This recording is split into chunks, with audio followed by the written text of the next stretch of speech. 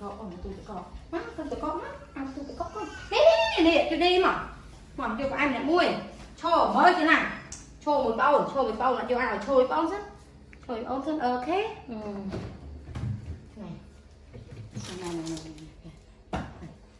mẹ muôi mẹ mà thằng ao cho nó ao cho chú đi xem rất ao cho rất thằng ao cái tay bài ao tên ông con chúa đấy để mày phải em mắt con mày phải anh thằng xì rồi sai vô mắt con mày lỡ này về gọi miếng gì để con ăn tại đó là ở đây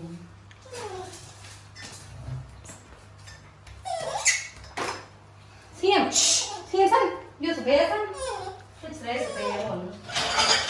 đây xem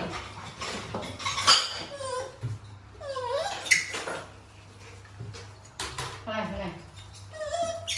sao mà chú đi mà mày vô này miệng môi chị làm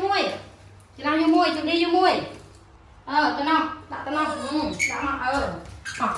ok quay xem quay xem ok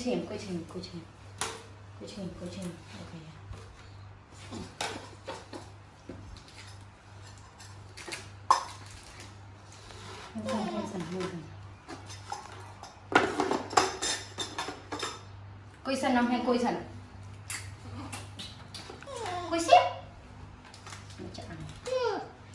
quay xếp ơi là đây là chưa với tầm này xài vậy là con cho sân ông quay cho sân nè thêm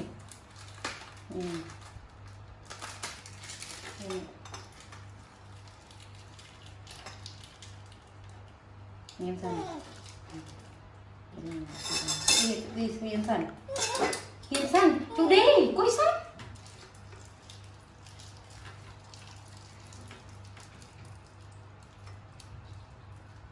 chờ nó một bạn chọn nó này xem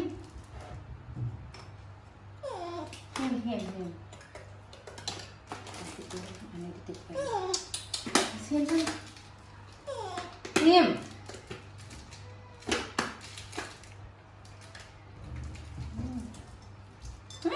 quay sân mày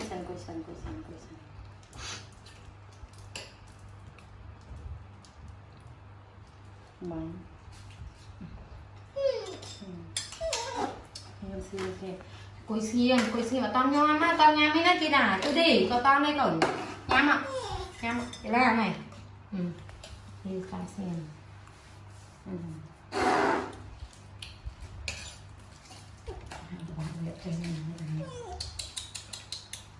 đâu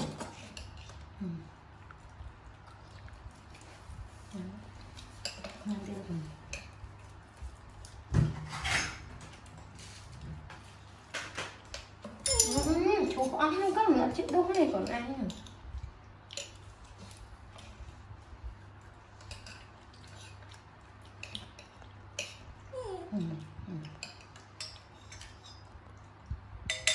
vì thợ lẹ biết chân thợ lẹ ấy nó cho ngon này cho bà con ăn canh các bên sữa rồi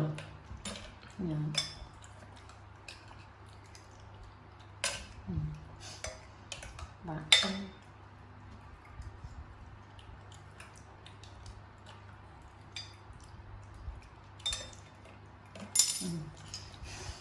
anh bảo tờ giang cứ tầm lẹ là hồn cái này chốt mất rồi cái này chè rồi ở tờ lẹ nó tờ lẹ no cái tờ lẹ còn tờ lẹ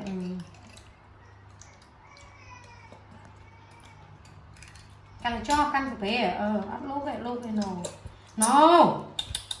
căn chốt no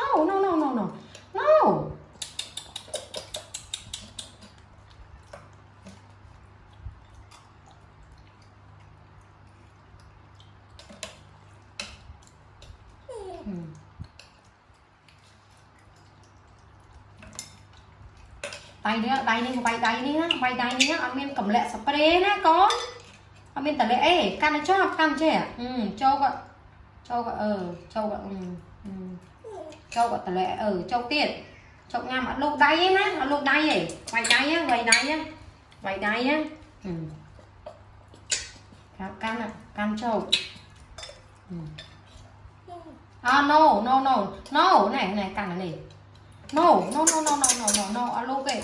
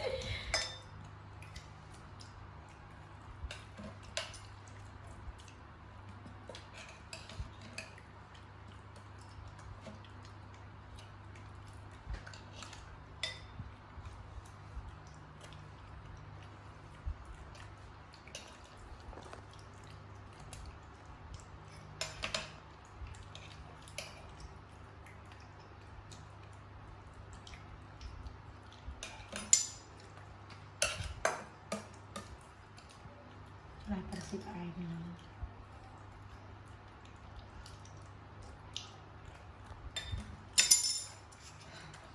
Xong là phần này mà đã không chạm làm hay với nhau đây lẹ vào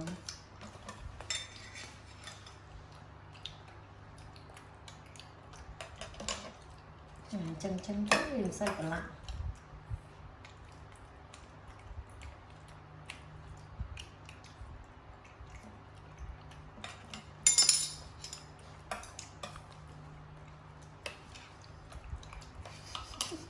Bên chân này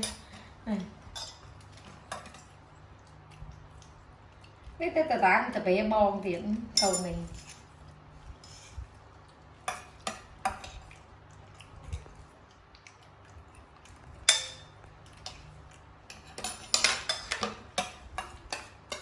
Lấy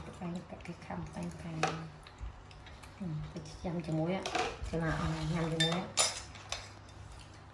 Lạ nó phải lạ xong tay cho điมันkhông luôn không cho nó thì chặt tay không cũng bay ập vô cho đi mình không rồi cho nó nhắm rồi cho đi nhắm con nhắm á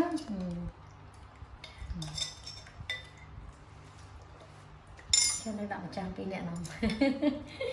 no đây no đây là khóa này. Đi đu nhắm còn mà bị chù được lục đáy ấy nè.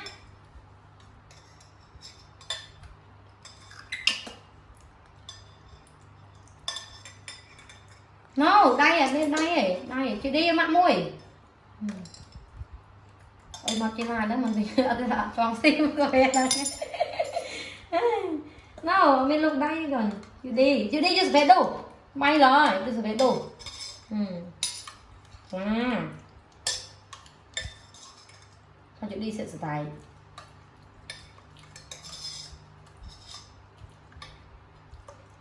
đúng